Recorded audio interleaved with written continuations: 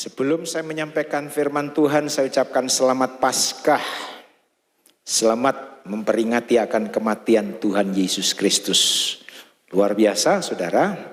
Tema khotbah hari ini yaitu pengorbanan Yesus membawa pemulihan. Pengorbanan Yesus membawa pemulihan. Nanti kita akan lihat apa yang dipulihkan oleh Tuhan Yesus. Sehingga dia rela berkorban dan itu membawa pemulihan. Kita lihat ayatnya di dalam Efesus pasal yang pertama ayat yang ke-7. Saudara simak baik-baik ayat ini. Di dalam Efesus pasal pertama ayat yang ke-7. Sebab di dalam dia dan oleh darahnya kita beroleh penebusan, yaitu pengampunan dosa menurut kekayaan kasih karunia-Nya. Puji Tuhan. Lewat ayat ini dengan jelas mengatakan penebusan dosa, pengampunan dosa hanya bisa terjadi dalam penumpahan darah Yesus. Amin, saudara. Penebusan dosa, pengampunan dosa hanya melalui pengorbanan Yesus atau penumpahan darah Yesus. Dan ini sekali lagi, ini bukan usaha kita. Ini bukan kemauan kita. Ini bukan upaya kita. Tetapi sekali lagi, ini karena pengorbanan Yesus. Itulah sebabnya kita harus sadar kalau sampai saat ini kita ada, kita bebas, kita selamat. Ini hanya pengorbanan Yesus. Ini hanya kasih karunia yang Tuhan kerjakan di atas kayu salib. Di dalam Efesus pasal yang kedua ayat 8 di sana. Sebab karena kasih karunia kamu diselamatkan oleh iman. Iman kepada siapa? Iman kepada Yesus yang sudah berkorban untuk saudara dan saya. Itu bukan hasil usahamu. Sekali lagi, itu bukan hasil usaha kita. Itu bukan hasil upaya kita, saudaraku. Tetapi lewat pengorbanan Yesus. Nah, untuk itu, kalau kita sadar bahwa keberadaan kita ini hanya karena kemurahan Tuhan, hanya karena pengorbanan Yesus, sebetulnya tidak ada yang bisa kita banggakan dengan apa yang kita miliki. Amin, saudara. Sekali lagi, ketika kita sadar benar-benar keberadaan kita ini hanya karena pengorbanan Yesus, tidak ada yang bisa kita banggakan dengan apa yang kita miliki. Karena apa? Sekali lagi tadi katakan, itu hanya karena kasih karunia Tuhan. Dengan kata lain, tanpa pengorbanan Yesus, tanpa pengorbanan Yesus, jika Yesus tidak mau disalib, jika Yesus tidak mau dipaku kaki dan tangannya, jika Yesus tidak mau ditusuk lambungnya, saudaraku, Maka saudara, apapun yang kita kerjakan, tidak ada satu usaha pun yang bisa menyelamatkan saudara dan saya. Ingat baik-baik, tanpa pengorbanan Yesus, tanpa penderitaan Yesus, tanpa Yesus dimahkotai duri saudaraku, apapun usaha yang kita kerjakan tidak akan mampu membawa saudara dan saya kepada keselamatan. Kalau di luar sana, untuk selamat berbuat baik, untuk selamat banyak berkorban, untuk selamat banyak amal, untuk selamat tidak menyakiti orang, itu bagus. Tetapi firman dengan tegas, tanpa penumpahan darah tidak ada keselamatan. Amin, saudara. Tanpa penumpahan darah Yesus di kayu salib tidak ada keselamatan. Sekalipun kita berupaya melakukan segala sesuatu. Artinya apa? Harta kita, kekayaan kita, kemampuan kita itu sia-sia kalau tujuannya untuk mencari keselamatan. Jadi saudaraku, kita patut bersyukur lewat pengorbanan Yesus kita diselamatkan. Siapa yang sudah yakin diselamatkan, angkat tangan. Masih ada yang ragu. Sekali lagi, siapa yang yakin sudah diselamatkan? Puji Tuhan. Saudara, bersyukur. Setelah kita diselamatkan, apa yang harus kita kerjakan? Apa kita sudah bersyukur, Tuhan, Engkau sudah menyelamatkan aku, maka aku berterima kasih. Apakah cuma sampai di situ? Saudaraku, bagian Tuhan sudah dikerjakan, yaitu Dia rela mati di kayu salib. Ada bagian kita yang harus kita kerjakan, saudaraku. Jadi timbal balik, bukan hanya karya Yesus di kayu salib yang telah menyelamatkan kita, tetapi ada tugas, ada bagian, ada sesuatu yang perlu kita kerjakan. Apa itu? Filipi pasal 2 ayat yang ke-12. Di sana dengan tegas mengatakan, hai saudara-saudaraku yang kekasih, kamu senantiasa taat karena itu. Tetaplah kerjakan keselamatanmu dengan takut dan gentar. Ini bagian kita setelah kita ditebus. Ini tugas kita setelah kita diselamatkan. Sekali lagi, Yesus sudah melakukan bagiannya, rela mati di kayu salib, dan bagian kita mengerjakan keselamatan yang telah Tuhan kerjakan dengan takut dan gentar. Artinya apa, saudaraku? Kita pelihara keselamatan yang sudah Tuhan kerjakan. Dan di dalam memelihara bukan cuma 1 hari.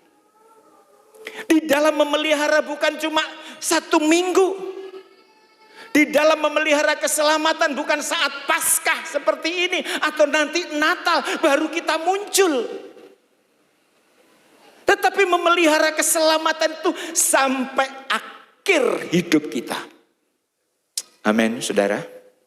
Amin, saudara. Kita perlu pelihara. Karena apa? Ketika kita tidak pelihara, saudaraku, maka kita akan kehilangan keselamatan. Jadi jangan berpikir, ya yang penting kita pelihara 1 tahun. Tidak. Pelihara keselamatan yang sudah Tuhan kerjakan sampai jantung ini berhenti berdetak. Kitab Wahyu mengatakan sampai mati. Ayo saudaraku, karena apa? Tadi pagi saya katakan, iblis sangat keberatan saudara dan saya masuk surga. Ingat di sini. Iblis sangat keberatan saudara mewarisi kerajaan Allah. Itulah sebabnya iblis berupaya terus bagaimana membuat kita semakin jauh daripada Tuhan. Ini yang perlu kita sadari baik-baik, saudara. Tentu kita ingat pengalaman bangsa Israel. Ketika bangsa Israel tinggal di Mesir, Tuhan bilang, Israel, Aku akan mengeluarkan engkau dari Mesir. Aku akan mengeluarkan engkau dari penindasan menuju ke satu tanah yang baik, yaitu tanah Kanaan yang penuh dengan susu dan madu. Ini Tuhan yang ngomong. Ini Tuhan yang berjanji, dan janji Tuhan itu ya dan amin. Dan pada waktu itu jumlah orang Israel, Alkitab mencatat 600.000 laki-laki, tidak termasuk perempuan. Kita main tafsir 2 juta orang. Ya, kita tafsir saja. 2 juta orang mendengarkan firman Tuhan. Kamu akan keluar dari Mesir menuju ke tanah Kanaan yang penuh dengan susu dan madu. Tentu ini satu kebanggaan, saudaraku. Karena apa? Pada waktu itu orang Israel begitu menderita.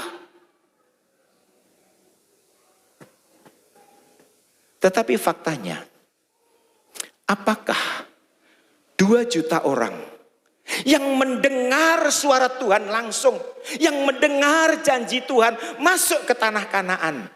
No, tidak. Yang masuk hanya Yosua dan Kaleb, 2 orang, ya. Dan yang lahir dalam perjalanannya selama 40 tahun. Kemana yang 1.998 kalau kita mau tafsir 2 juta? Kemana yang 1.998 yang mendengar suara Tuhan itu?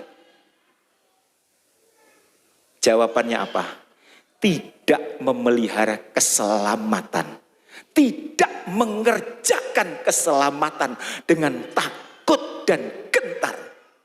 Di dalam perjalanannya, saudaraku, dia mengabaikan janji-janji Tuhan. Di dalam perjalanannya selama 40 tahun suka melawan Tuhan, suka melanggar perintah Tuhan. Akhirnya apa? Tuhan bunuh di tengah jalan. Ini menjadi pelajaran bagi kita.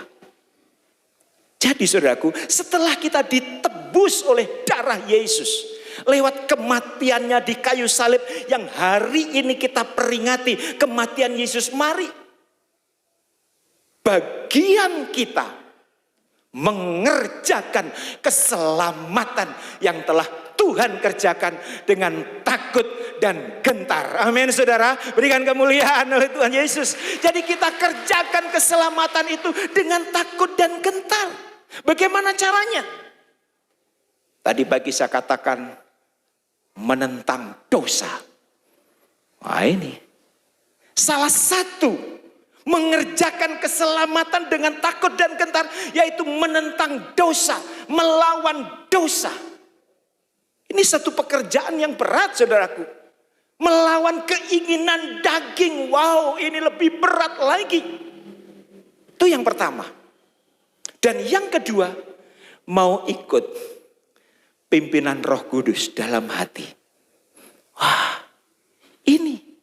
Jadi kalau saudara ingin atau menghargai pengorbanan Yesus, kerjakan keselamatan itu dengan takut dan gentar. Sekali lagi, kerjakan keselamatan yang sudah Tuhan kerjakan di kayu salib dengan takut dan gentar. Dan itu bagian kita. Bagian Yesus sudah dikerjakan. Bagian kita mengerjakan keselamatan itu sampai nafas terakhir. Sampai mati. Itulah sebabnya ayo, hari lepas hari ini, kita tidak bisa menjadi anak Tuhan yang ya santai-santai. Menjadi anak Tuhan yang santai-santai. Jadi kerjakan keselamatan itu bagaimana caranya? Ya, kita bisa melayani Tuhan. Bagaimana caranya? Kita bisa beribadah seperti saat ini. Kita bisa bersaksi, kita bisa berkorban. Saudara, ini yang harus kita lakukan. Jadi kita harus menghargai pengorbanan Yesus. Penebusan Yesus yang begitu luar biasa. Kalau saya ingat bagaimana ketika saya mulai membaca di kitab Injil, saudaraku. Lalu nanti sudah masuk ke bagaimana mulai Yesus menderita. Saya selalu menangis sendiri, saudara. Saya menangis sendiri. Sampai detik ini, saya baru 13 kali membaca Alkitab. Tapi ketika sampai di Injil, saya selalu menangis bagaimana pengorbanan Yesus di kayu salib, saudaraku, untuk menebus dosa saya selalu menangis. Nah ini saudaraku, mungkin saudara bertanya, Om, mengapa kok kita perlu ditebus? Mengapa ada penebusan? Nah, saudara, bagi orang yang tidak mengerti firman, ya, bagi orang yang tidak mengerti firman atau orang di luar sana, pasti bingung dengan bicara tentang penebusan, ya. Pasti bingung. Apanya lagi yang ditebus? Mengapa kita ditebus? Nah, saudara, mengapa kita perlu ditebus, saudara? Coba kita lihat Roma pasal 3. Ayat yang ke-23 di sana mengatakan, mengapa kita perlu ditebus? Karena semua orang telah berbuat dosa dan telah kehilangan kemuliaan Allah. Mengapa kita perlu ditebus? Karena apa? Semua orang, termasuk gembala GPDI Labuan Bajo, termasuk jemaat GPDI Bukit Sion, perlu ditebus. Karena apa? Kita telah berdosa dan telah kehilangan kemuliaan Allah. Dan ayat 24, dan oleh kasih karunia telah dibenarkan dengan cuma-cuma karena apa? Penebusan dalam Kristus Yesus. Jadi kita ini perlu ditebus, saudaraku. Kita ini perlu ditebus. Dan akibat pelanggaran itu, saudaraku, itu dosa. Akibat pelanggaran itu dosa. Dan Alkitab katakan, dosa itu ngeri upahnya. Tentu saudara ingat ayatnya di mana? Upah dosa itu adalah maut. Upah dosa itu adalah kematian. Nah, ini yang perlu kita sadari baik-baik. Itulah sebabnya kita perlu ditebus. Kita perlu ditebus. Mungkin saudara bertanya, Om, ketika Adam dan Hawa makan buah pengetahuan baik dan jahat, kan Alkitab katakan Tuhan bilang, kalau saudara membaca di dalam Kejadian pasal yang kedua, di sana Tuhan kan bilang, Adam, kalau kamu makan buah pengetahuan baik dan jahat, kamu akan mati. Pastilah engkau akan mati. Tetapi faktanya, Om, Adam dan Hawa tidak mati. Di dalam Kejadian pasal 5 ayat yang kelima, dia umurnya malah 930 tahun. Bagaimana dengan ini, saudara? Di dalam Alkitab, bentuk kematian itu ada 3. Yang pertama, mati secara fisik. Kita bisa jumpai di setiap hari, ya, kita bisa jumpai orang mati. Itu mati secara fisik. Kematian yang kedua yaitu kematian rohaniah. Putusnya hubungan manusia itu dengan Allah. Mati rohaniah. Dan yang ketiga, mati kekal. Yaitu masuk neraka.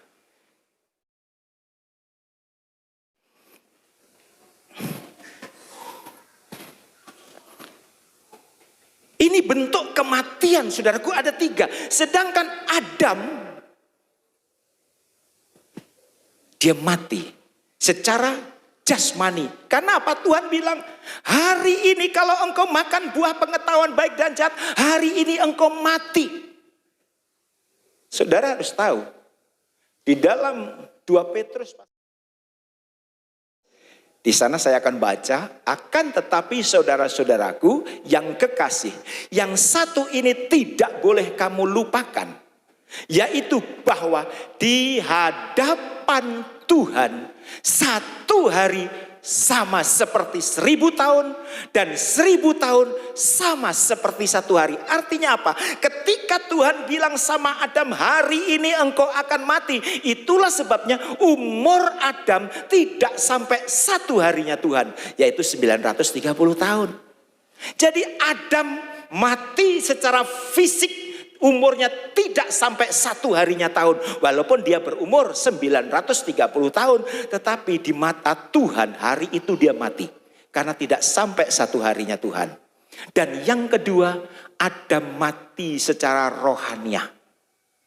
Diusir dari Taman Eden. diusir dari hadirat Allah. Nah, inilah saudaraku yang terjadi dampak dari sebuah dosa.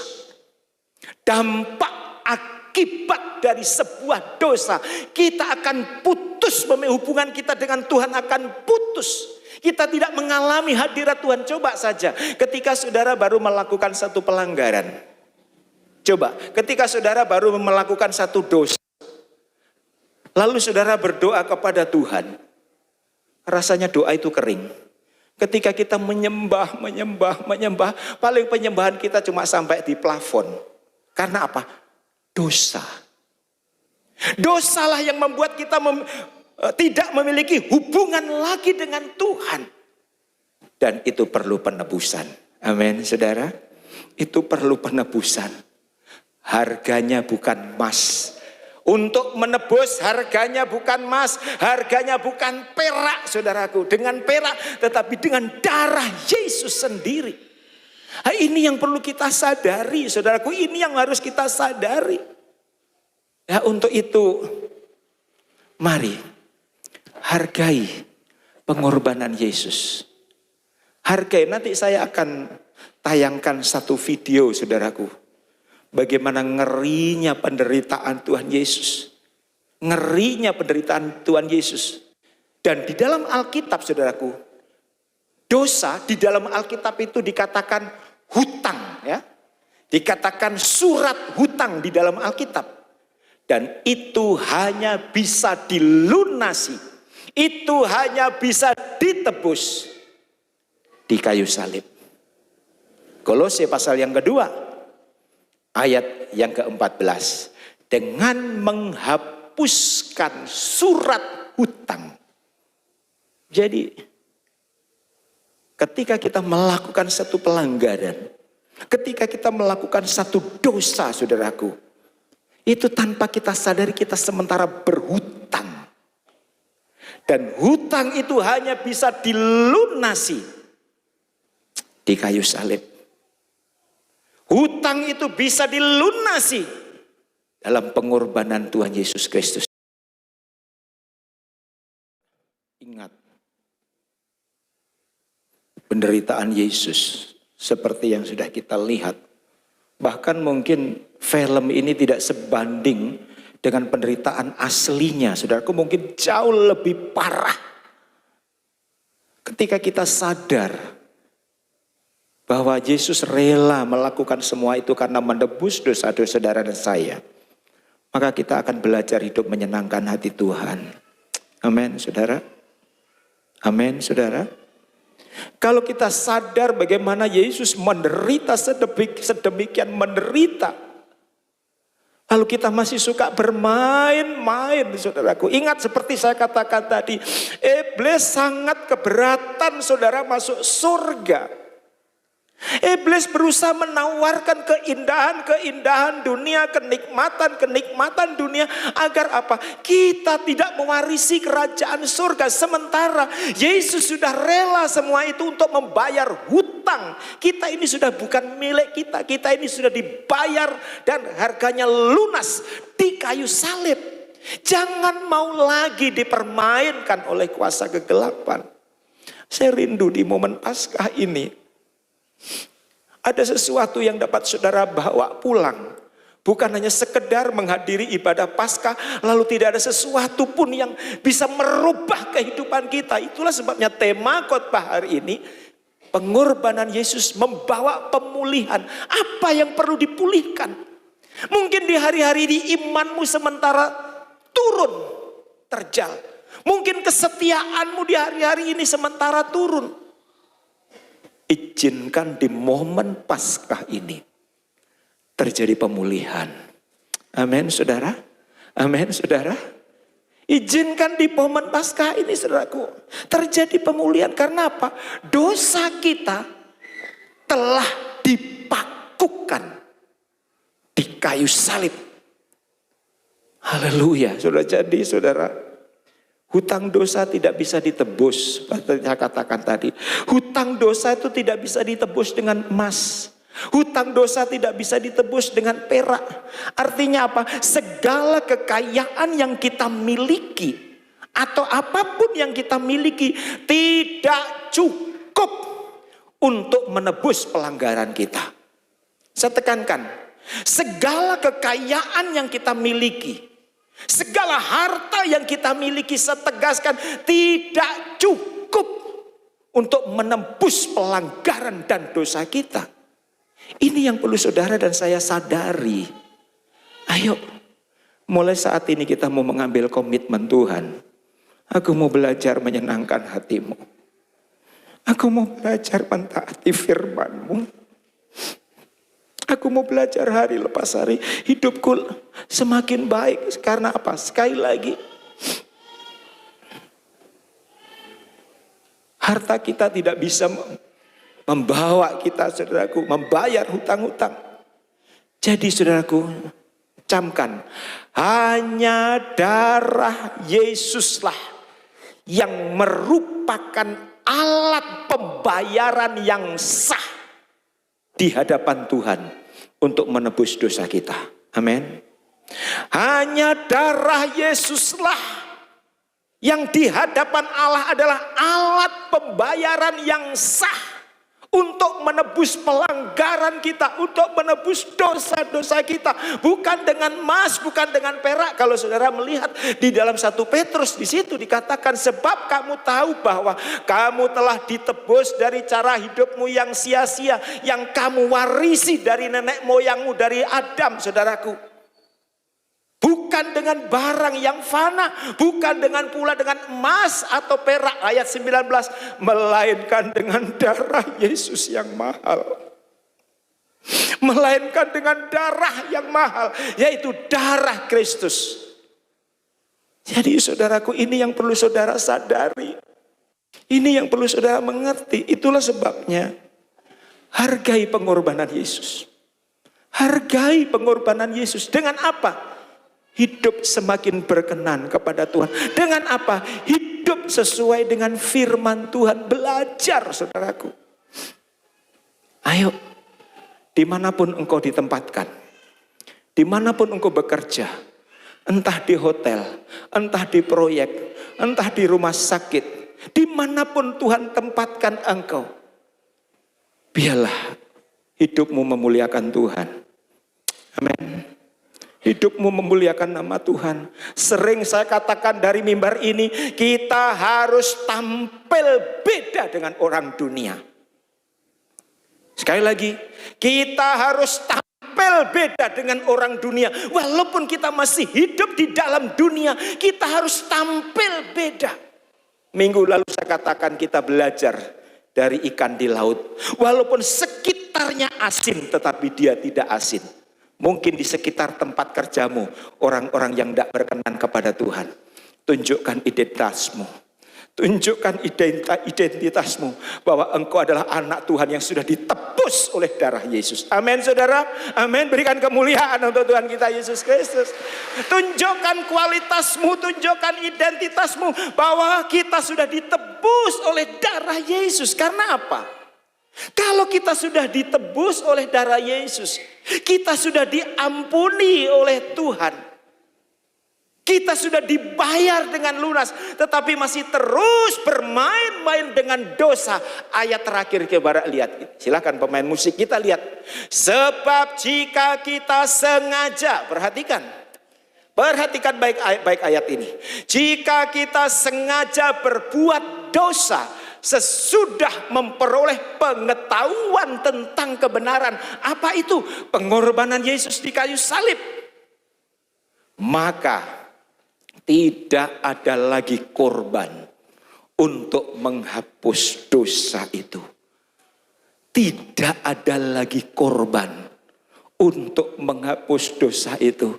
Untuk itu minta, mulai saat ini Roh Kudus tuntun kami. Tuntun jemaat GPDI Bukit Sion, tuntun keluargaku agar menghargai pengorbanan Tuhan Yesus. Pengorbanan Yesus sungguh luar biasa, saudaraku. Tuhan tidak muluk-muluk, Tuhan tidak muluk bagian kita seperti apa yang sudah saya sampaikan, kerjakan. kerjakan keselamatan kita dengan takut dan gentar sampai jantung ini berhenti berdetak. Kerjakan keselamatan yang Tuhan kerjakan di kayu salib sampai nafas ini hilang dari hidup kita. Artinya apa? Sampai mati. Ketika itu terjadi, saudaraku, bersiaplah, mahkota tersedia untuk saudara dan saya. Amin. Bersiaplah, kita bisa hidup bersama-sama dengan Tuhan Yesus untuk selama-lamanya. Kiranya Tuhan Yesus memberkati firman-Nya. Berikan kemuliaan untuk Tuhan kita Yesus Kristus. Haleluya. Haleluya. Kita nyanyikan pujian ini. Sementara saudara menyanyikan pujian ini, renungkan kebaikan Tuhan, renungkan kasih Tuhan, renungkan pengorbanan Yesus. Haleluya. Haleluya.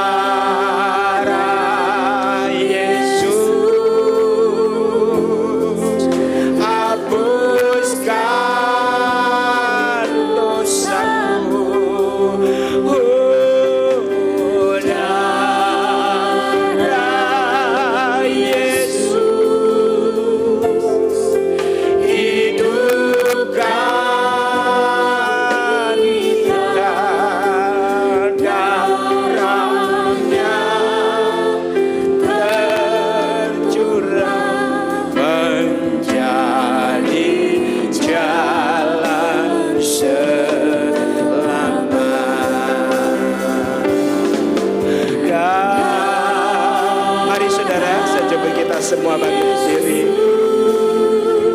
Terima kasih Tuhan. Terima kasih buat pengorbanan-Mu Yesus.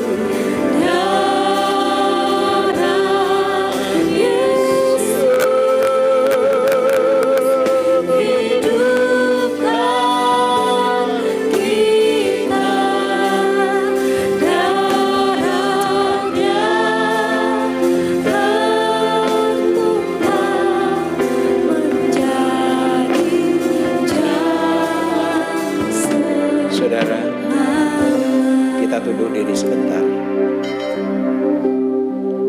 Yesus telah melakukan bagiannya. Dia rela mati di kayu salib, menderita,